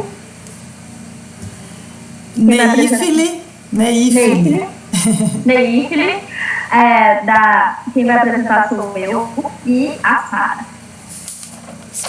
Então, começando pelo autor, eu peguei pouca coisa do autor, só para ser confiada, e eu não estava muito confiando na pesquisa que eu fiz, não. Então, eu peguei só o que tinha no livro. Enfim, o que a gente sabe sobre ele é que ele viveu de 1313 a 1375, viveu uns 72 anos. E é o que eu achei interessante, porque muitos autores que conheço morreram bastante cedo, principalmente esses autores mais antigos, então, de certa forma, ele viveu bastante. Ele era filho natural de um mercador florentino, né? E Boccaccio de Celilo, e ele E também tem algumas histórias que ele casou com uma francesa, e a mãe dele também era francesa, se não me engano. Então, ele era, de certa forma, uma família bem rica. E ele é considerado o pai da narrativa europeia, e ele era humanista. Isso dá para perceber ele sendo humanista, porque as histórias dele têm esse teor muito humano, né? Ele coloca o ser humano bem com essas questões mais naturais. E ele também fala muito sobre essa questão dos desejos humanos que o ser humano quer, que o ser humano quer realizar de qualquer forma. Então, esse é uma característica muito humanista da obra dele. E essa questão feminista que vocês falaram também achei bastante interessante, porque a gente vê que são 7 mulheres e 3 homens. Então a gente tem uma maioria de mulheres contando histórias. Então isso é bastante interessante. Tem mais personagens femininas contando essas jornadas do que homens. E isso é um detalhe bastante interessante. Então, agora eu vou passar a apresentação da terceira jornada para a Sara. Então, boa noite, né? A terceira jornada, ela se inicia com a apresentação da rainha Neifili, né? Não sei se pronunciei certo, professora. Neifili. Neifili. Então, da rainha Neifili. Quem que é a rainha Neifili, né? Ela é a rainha que, nas histórias, nessa jornada, tratam de pessoas que, por meio de esperteza, alcançam seus desejos e recuperam o que perderam, né? Ela inicia, antes da entrada, a primeira novela, com a seguinte frase: quando no domingo a rainha se levantou e fez com que toda a sua gente igualmente se levantasse. Chega então um grupo no palácio da rainha Neifili, né? Esse grupo ele vai conhecer o palácio da rainha, visitar a adega, os espaços comuns do palácio, né? Até que certo ponto da história lá, a rainha manda abrir um jardim enorme de grandes veredas, vários pergolados de uvas, um jardim rico que jorra água. Aí termina para dar entrada à primeira novela. Após essa visita dos visitantes ao jardim da rainha, né? Essas aí são algumas imagens do jardim da rainha. Então, a primeira novela, Maceto de Laurentio, faz-se mudo e torna-se hortelão. Hortelão é o mesmo que jardineiro no português nosso, né? De um convento para mulheres. E elas competem entre si para se deitarem com ele. Eu vou estar contando a primeira novela, né? Então, o Maceto vai para esse... Pode voltar Fernando? O Maceto vai para o convento, né? Com o intuito de trabalhar lá. Conhece o Nuto, que é o mordomo do convento, né? Um convento onde tem 8 mulheres. E lá, para ele conseguir um emprego, ele se faz de mudo. Por ser um convento e ter as tradições, ele faz de mudo. Acontece que, por ele ter ser bem afeiçoado, ter um porte físico musculoso, atraente, as freiras, as noviças que estão lá, se encantam por ele. E tentam tirar proveito da situação, de um homem bonito desse. Aí tem uma cena que me chama muita atenção, quando ela fala assim: ai de mim, exclamou a outra, que é que você está dizendo? Pois então, não sabe que prometemos nossa virginidade a Deus? Comentou a outras, quantas contas lhe prometem todos os dias, sem que nenhuma promessa seja cumprida? Se nós lhe prometemos, procurem-se outra que lhe deem. Aí começa com 2 freiras, né, que se desvirtuam do caminho de Deus, né, vamos assim dizer, né? Elas se desvirtuam no caminho de Deus e passam-se a ter deleites, volúpias com Maceto. Logo, outros seres ficam sabendo, vão também ter volúpias com noites voluptuosas com Maceto. Aí o Maceto começa a ficar cansado daquela história de ser mudo, ele só faz aquele sorrisinho, mas fica cansado. Até certo dia, a chefe das freiras, a abadesa, vai também quer tirar proveito da situação, né? Aí, ela tira proveito da situação, onde ele vai e começa a falar algumas coisinhas, murmurar algumas palavras. Aí, eles pensam que ocorreu um milagre, por ele voltando a falar e tudo mais, mas o que ele estava falando... O que ele estava falando, na verdade, é porque ele estava aguentando mais a situação, ele estava ficando fraco com toda a situação que estava acontecendo com ele. No final, ele acaba se tornando pai de vários filhos das freiras,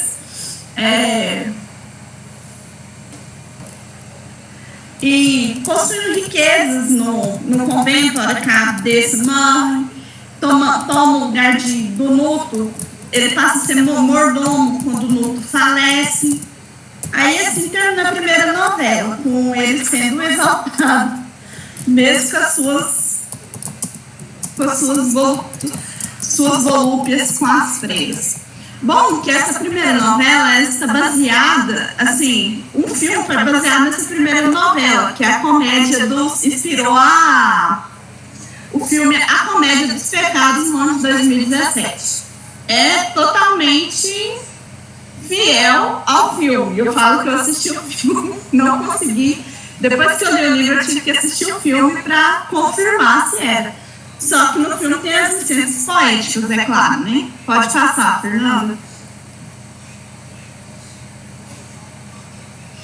Então, nós temos um narrador observador, os personagens, o Maceto, o Nuto, a abadesa e as demais freiras que não tem o nome delas.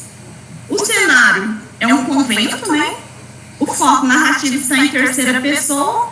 E essa informação que eu já passei do filme A Comédia dos Pecados. Pode passar, Fernanda. Essa é uma cena do filme A Comédia dos Pecados, onde as freiras tiram proveito do Maceto pela primeira vez. Pode passar, Fernanda. Bom, na segunda novela, temos o seguinte resumo, né? O palafreneiro se deita com a mulher do rei, Agilulfo, tacitamente. Agilulfo dá-se pela coisa, encontra o culpado e tosa. O tosado tosa todos os outros, e assim foge à própria desgraça. Na terceira novela, temos o seguinte: imprimindo a sua manobra o aspecto de confissão e de puríssima consciência, certa mulher, enamorada de um jovem, induz um frade circunspecto, sem que ele se dê por isso, e a fazer com que a vontade delas seja satisfeita. Pode passar, Fernanda. Na quarta novela, Dom Félix ensina ao frade Púcio como é que pode tornar-se beato, submetendo-se a uma sua penitência. O frade Púcio submete-se nesse entrementes, Dom Félix, né? Dom Félix passa bons quartos de horas com a mulher do frade. Na quinta novela, Osima dá ao senhor Francisco Vergeles em um par na frente. Por isto, com licença dele, fala a sua mulher. Visto que ela se cala, ele mesmo responde como se fora a pessoa dela que respondesse. E de acordo com a sua resposta, segue-se o devido efeito. Essa é a quinta, então, gente, vamos passando agora para a sexta novela. E esse meme aqui faz bem sentido com essa questão, enfim. A sexta novela conta a história de um cara chamado Ricardo, e esse cara, ele é casado. Só que ele ama a mulher do Filipinho, e o Filipinho é casado com essa mulher chamada Catela. E essa se sente enciumada, porque o Filipinho lhe revela que deve ir no dia seguinte a um banho com a esposa de Ricardo. Por isso, o Ricardo faz com que ela vá a esse banho e, julgando ela estar com o marido, ela verifica depois que estava com o Ricardo. Então, o Ricardo engana ela e ela acaba se deitando com o Ricardo nessa casa de banho. E aí, depois de um tempo, ela vai e aceita a situação e fala, tudo bem, né? Fazer o quê? E aí tem até um trecho aqui, porque ele engana ela, então assim, ela passa a noite com ele tentando estar com o marido dela, e ela pensa que o marido dela estava traindo ela, sendo que na verdade era ela que estava traindo o marido. E ela vai e acorda, e no final ela vai e fala um monte de coisa pra ele. E eu achei até engraçado, porque ela acaba dizendo, de certa forma, dizendo que o marido dela estava meio assim, faltando com ela em casa. Ela fala: hoje você mostrou-se valente e galhardo, enquanto em casa, finge com frequência que está fraco e sem força. Mas seja Deus louvado, pois foi em seu próprio campo e não no campo dos outros que você hoje esteve trabalhando. Ao contrário do que você pensa, não me espanta que na noite passada você não fizesse esforço por satisfazer-me. Esperava para descarregar a soma em outro lugar. Aí ela pensava isso, que ele estava, que na verdade, o Filipinho que estava traindo ela, e que ela vê que estava traindo mesmo era ela. E aí ela fica toda ressentida e tal, e o Ricardo consegue convencer ela que ela não tá fazendo nada de errado. Aí eles vai, fica assim, e ela vai e aceita, e eles continuam nesse negócio de ficar, a fornicação deles continua. A sétima novela. Cedaldo, perturbado por uma mulher, sai de Florença para ali regressa na qualidade de peregrino. Depois de algum tempo, fala com aquela mulher, dando-lhe conhecimento do erro em que incorrera. Livra da morte o marido dela, que havia provado que o matara, pacifica-o com os irmãos e depois, sabiamente, saboreia prazeres com a mulher que ama. Então, assim, ele salva o marido da mulher, mas mesmo assim eles continuam sendo amantes. Então, essas novelas têm muito dessa coisa de amante e tal. A oitava novela, essa vai ser a novela que eu vou resumir. É um sujeito chamado Perondo, depois de comer determinado pó, é enterrado como se fosse morto. O Haddad, que aufere prazeres de amor da esposa dele, tira-o da sepultura e o põe na prisão, fazendo crer que se encontra no purgatório. Depois, ressuscitado, considera que sendo seu um filho nascido dos amores do Haddad com sua mulher. Como é que foi isso? Essa oitava novela, ela foi contada pela Laurinha e ela se passa em Toscana. Aí o que acontece? Tinha um cara chamado Peron, que ele era bem rico, e ele era um cara muito de boa, e tinha um abade também, que era muito amigo desse cara. Só que o abade era meio favorito dele, porque ele gostava muito da mulher desse Peron. Só que ela não é casada, né? Ele podia dar na cara, então assim, eles eram amigos assim e tal, né? E ele fingia amizade com esse cara, mas ele na verdade queria ficar com a mulher dele. Aí a mulher do Peron estava indo muito para a igreja naquela época, e ela ficava muito no jardim da igreja, e aí ela começou a conversar muito com o Haddad. E aí ela foi, um dia, ela pegou tanta amizade com ele que ela decidiu que ia se confessar com o Haddad, e ela vai e fala dessa decisão com o marido dela, e o marido dela fala que é uma ótima ideia, porque ele conhece o Haddad, fala, não, beleza, vamos lá. E ela vai se confessar com o Haddad, só ela e o Haddad, né, tem uma confissão, e ela vai e fala que ela está muito aborrecida, porque o marido dela vigia muito ela, ele é muito ciumento. E ela reclama dessa vigilância constante. Aí o Haddad fala assim, não, mas dá para resolver esse problema, o seu problema tem solução. Só que o seu marido ele vai ter que ir pro purgatório para poder melhorar. Ela fala assim, como isso? Isso é possível? Ele falou assim, sim, é possível, ele vai morrer, mas ele vai voltar. E quando ele voltar ressuscitado, ele não vai ter mais esse cara de cimento, porque ele vai ter passado pelo purgatório e ele vai perceber que está errado. Só que, em troca disso, você vai ter que dormir comigo. Ele deixa isso bem claro, específico para ela. E ela fala, tudo bem, então, se isso for resolver o problema com meu marido. E aí, ela, nos primeiros momentos, ela até fica relutante, mas aí ele fala que ela vai estar cometendo um pecado de carne e não um pecado da alma. Que realmente é o problema, não é o pecado da alma e não o pecado da carne. Isso é de boa. E ela vai e aceita.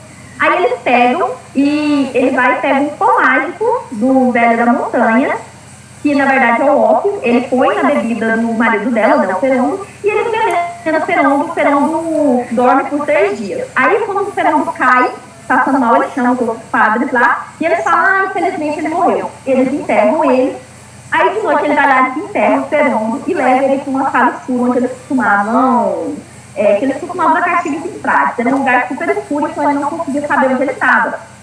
E ele foi, né, o abade arrumou um amigo dele que era mais fortinho, e essa amiguinha lá e ficava batendo no Ferondo, e às vezes ia lá e alimentava ele. E ele chegou batendo no Ferondo e virou assim e falou, o Ferondo acordou, né, assustado, onde eu tô? Ele falou assim, você tá no purgatório, sei lá o quê, começou a bater, não é possível, eu morri, sei lá o quê. E ele, todos os dias acontecendo isso, e enquanto isso, o abade pegava as roupas do Ferondo, vestia as roupas do Ferondo e ia se encontrar com a esposa dele. E nisso eles tiveram várias noites juntos e tal. E todo mundo dizia que era fantasma do Ferondo passando a esposa. Então, assim, ninguém desconfiou do abade naquela época e tal. E a mulher também sabia, mas não ia contar, né? Aí, enfim, eles passaram isso por vários meses, 10 meses, até que ela engravidou do abade. Aí o abade viu que ele realmente deveria trazer o cara de volta agora. Ele ficou meio sem graça, assim, tem que trazer ele de volta, mas tudo bem. Chegou lá no outro e falou assim, vai lá e busca ele, mas fala pra ele que Deus está dando pra ele como lição, ele vai ter um filho, São Benedito, se não me engano, que é o Santo São Benedito, porque por conta que a esposa dele orava muito pra ele, esse vai ser o santo, deu esse presente pra ele. Aí o outro foi lá, falou isso pra ele, tirou ele do tal do purgatório e eles deram de novo uma substância de ópio pra ele. E ele foi enterrado novamente, aí ele acorda dentro da cova e ele pensa, meu Deus, eu ressuscitei. E todo mundo acredita, fala assim, nossa, o cara ressuscitou, mano, nossa. Aí ele chega em casa, ele vai contar pra todo mundo do que ele viu, ele começa a inventar um monte de coisa, ele fala que falou com o anjo Gabriel, e que o anjo Gabriel disse que ia tirar ele do purgatório, ele inventa que viu o parente de sei lá aqui no purgatório, ele inventa um monte de coisa. E aí ele vai e fala que a esposa dele está grávida do santo, né, que na verdade ela está grávida do abade, a criança nasce, e eles levam essa questão como se fosse uma bênção de Deus, assim, o nascimento dessa criança. E a história termina desse jeito, com o abade, sem ninguém desconfiar do abade, um cara como sendo ressuscitado, e uma criança abençoada. E tudo isso em volta dessa traição. Aí um detalhe interessante é que ele fala sobre o pó branco do velho da montanha. E esse pó branco do velho da montanha era citado por outro cara chamado Marco Polo. Marco Polo que na verdade existiu. E o Marco Polo, ele viajou muito na China. E tem até uma série na Netflix chamada Marco Polo. O velho da montanha que eles falam era um grupo, era um velho que era da grupo da Ordem dos Assassinos. Então, além de matar pessoas de vez em quando, eles também enviam ópio, essas outras coisas, o pessoal viajar. Né? Não, dessa vez não para além, mas o pessoal fica mais suavão. Aí, tanto é que esses velhos lá, essa Ordem dos Assassinos é citado na série da Netflix, que eles tentam matar o Kublai Khan lá da Mongólia. E aí eles são uma ordem de assassinos muito famosos, eles também vêm. Então essa história, de certa forma, tem uma pontinha de verdade por conta dessa questão do velho da montanha que realmente existiu. E aí, então, uma referência para vocês. Outra referência bastante interessante é que essas histórias do Marco Polo também são retratadas por outro italiano chamado Italo Calvino, no livro Cidades Invisíveis, que ele fala das aventuras de Marco Polo na China e sobre esses ambientes desconhecidos e completamente diferentes. Isso faz todo sentido, já que Veneza fazia parte da Rota da Seda. Mas eu acho que isso aí já é muita informação, então fica aí essas referências para vocês depois da sociedade. Tá. Nova novela. Dileta de Narbona, puro rei da França de uma fístula, pede para seu marido Beltrão de Covilhão, o qual, casando-se com ela contra a própria vontade, vai, só de raiva, para a Florença. Ali apaixona-se por uma jovem. Na pessoa dela, Gileta tem relações com ele, dando-lhe 2 filhos. Por essa razão, ele depois começa a querê-la bem e, como esposa, passa a tratá-la. Aí aqui, né, essa novela também é bastante interessante, a novela 9, porque a gente vê uma mulher na frente de tudo. A Gileta, ela toma todas as decisões, ela arma tudo para ela se casar com o Beltrão, porque ela já era apaixonada por ele desde criança. Ele fica com raiva dela porque ele não queria casar com ela e ele se afasta dela, mas mesmo assim, ela arma toda uma tramóia lá para ele voltar para ela. Então, assim, ela é, digamos assim, a protagonista da história inteira, ela que organiza tudo, e a história também é uma novela bastante interessante. A novela 10. A Libeck torna-se eremita e a ela, um monge rústico, ensina como se faz para reenviar o diabo ao inferno. A seguir, ela, já liberta, faz mulher de Nerbal. Essa outra novela também foi uma das que eu achei um pouco polêmica, porque a Libeck era uma menina de 14 anos que queria ser religiosa. Aí ela vai ou fala se ela é religiosa, ela tem que ir pro deserto. Ela vai pro deserto, e aí o cara não quer ficar com ela porque vai achar estranho, né? Pô, uma menina de 14 anos e tal, vou pensar que ele está coisa sobre mim, vou querer pegar nessa responsabilidade. Aí ela vai encontrar esse monte rústico, e ele ensina ela a mandar o diabo pro inferno. Aí ele fala pra ela que ele tem um diabo, mas que ela tem um inferno. Então, assim, ele vai colocar o diabo no inferno, se vocês entendem. E ela não sabia disso, ela não entendia bem o que significava essa conotação sexual, então ela achava assim que era uma questão religiosa, né? Aí, quando ela foi embora, ela chega na cidade, ela vai casar com esse Nerbal, ela vai e fala que ele fez muito errado em tirar ela do deserto, porque ela estava colocando o diabo ao inferno, mandando o diabo pro inferno todo dia, e que isso era muito certo, era serviço de Deus, ele estava tirando a serviço de Deus. Quando ele explicou como é que ela colocava o diabo no inferno, as mulheres começaram a rir e isso virou um ditado popular lá na cidade, que o melhor serviço de Deus era colocar o diabo no inferno, era basicamente isso. Tá, despedida. Aí, a Neifre se despede, né, e passa a coroa para o Filóstrato, que vai ser o próximo rei, né, da próxima jornada. Filóstrato, e ela vai passar para ele. Aí o Filóstrato, ele organiza um jantar, enquanto os outros se divertem no jardim. Após o jantar, a Laurinha cantou algumas músicas lá, e eles dançaram, e aí todo mundo foi dormir. Termina desse jeito essa novela. Aí tem mais um quadro, referindo a essas questões. As nossas referências, e eu também gostaria de terminar, como o nosso próximo seminário vai ser sobre o financeiro de Vitor Hugo, eu gostaria de terminar com esse monólogo de Sganarello,